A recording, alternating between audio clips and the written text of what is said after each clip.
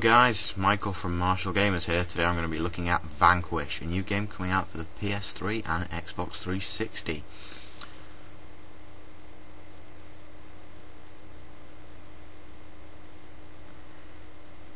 A game set in the future. It's basically America and Russia are fighting over the Earth's remaining resources. Nothing's different.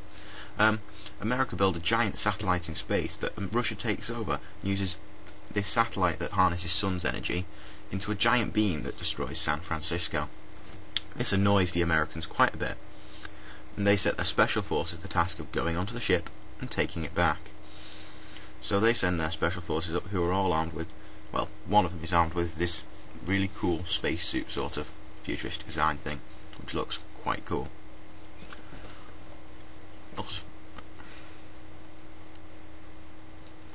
I found the gameplay in this actually quite easy to pick up. It's a third-person shooter, so I'm slightly better at these than I am at first-person shooters. It features this really good cover system. It will lock you to that piece of cover until you exit it, so you can look around it and move left and right on it. You use the left trigger to scope, or to look down your sights, and the right trigger to fire, as it is on most shooters. You can also use Y, or the equivalent on the PS3, to throw your grenades, and the D-pad on the Xbox, I'm not sure about the PS3, to swap between your guns. You can also pick up ammunition for your other guns by going over the gun. You see there it transformed my gun into that gun that I've just picked up ammo for. You can roll, is one of the main ways of dodging things. Scoping in to get decent shots. Everybody has health, but these health goes down quicker depending on which areas you hit. Again, this terrain's quite smart. You see here that it's a tall wall, so I can stand up behind it, but when it gets shorter it automatically ducks me down to keep behind the terrain. Your main way of moving us around as well is with that jet across the floor, I don't know what you call it, which is quite cool. It's a good way of moving around. In the way you are, how you get around changes depending on what position you're in when you start.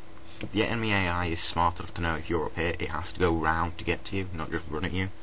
It also uses the cover and won't stand up if you're shooting at that area. It's quite cool.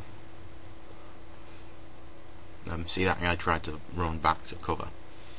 I keep forgetting that there are people behind me and shooting them. So, gameplay is quite cool. There is not really much. As you can go, I tried to jump there. There isn't a jump button. Although you can interface with terrain, certain terrain will let you flip over it, like this.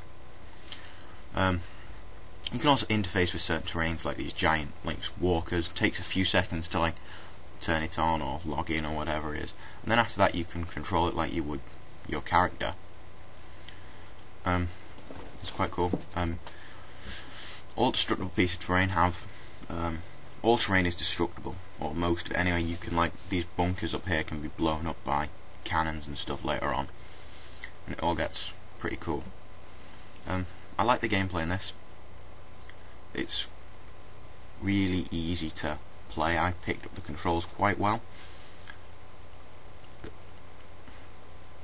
Yeah, I picked up the controls quite well, making a rather good gameplay. It was a few little things about how my health went down, but your health regenerates quite quick.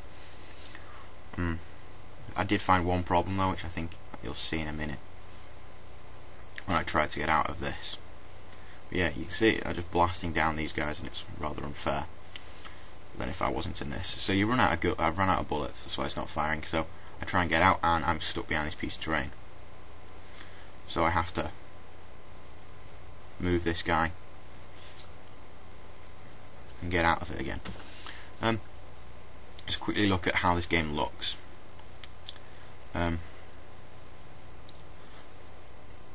Yeah, that little cross there means that you can heal him. So when you throw grenades, this is another cool mechanic. You stand up, throw the grenade, and automatically duck down. It's not like with the trigger where you have to untrigger to go down. You see, as soon as I stop aiming, I will drop back down behind the cover. You can also interface with these boxes by kicking them off. Right, you'll notice in a minute that I go into this slow motion kind of bullet time thing. Sometimes you can activate this on your own, sometimes it's activated for you when your opponents get a bit more health. Let's look at the cutscenes. This is one of the early cutscenes in the game, I think. There's the early cutscene, obviously, that starts it all off when the city gets destroyed, but I can't get the hold of that. This is the cutscene to before the boss of this level. It looks incredibly good, it shows your character quite well. The boss fight, let's have a look. Boss fights in this generally have a big boss, like most boss fights do. You never find a little boss your size.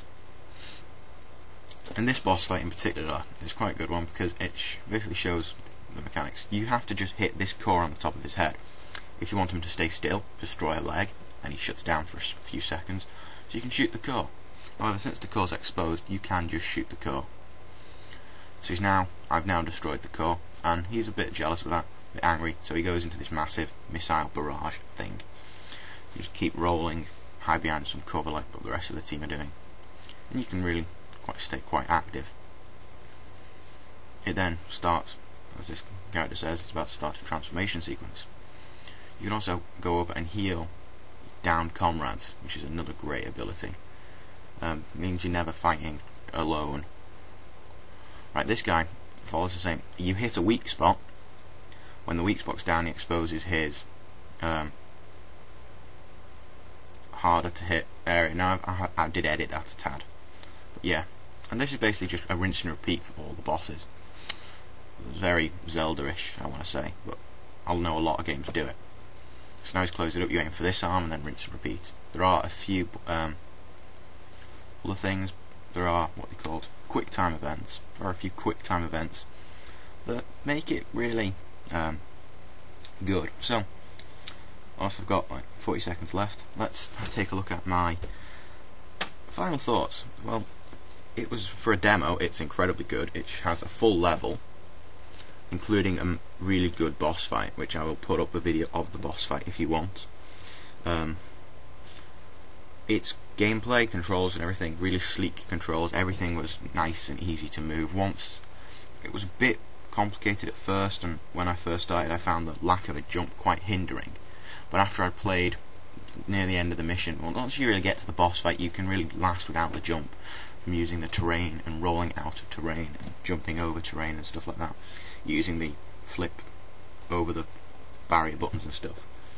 So it wasn't really a hindrance. Graphics and everything looked incredibly good for a new game coming out this year. It should look like that.